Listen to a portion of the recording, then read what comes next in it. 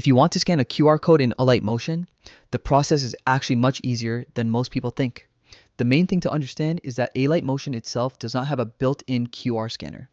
Instead, you use your phone's regular QR scanner and the link inside the QR code automatically opens Alight Motion. Here's the full step-by-step method. Start by making sure you have a working QR code scanner. Most phones already have one built right into the camera. Just open your camera app and point it at the QR code. If your phone supports it, a small link should appear on the screen. If your camera doesn't support QR scanning, you can download any free QR code scanner from the Play Store or App Store.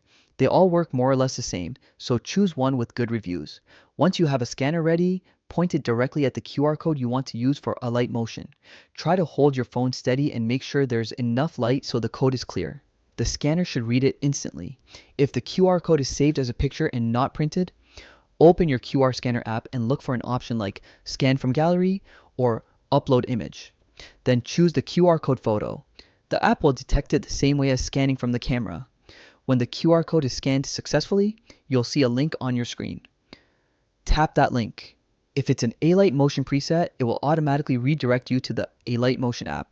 If you aren't logged in yet, the app may ask you to sign in before importing anything.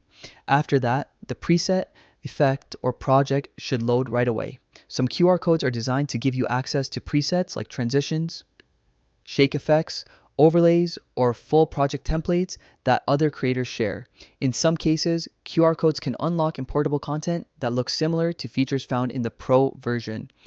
This is why they're popular among editors who want ready-made effects. If you tap the link and Alight Motion doesn't open, try copying the link manually and pasting it into your browser.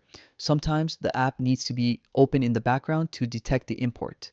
You can also update Alight Motion to the latest version if the import feature isn't working. And that's all there is to it.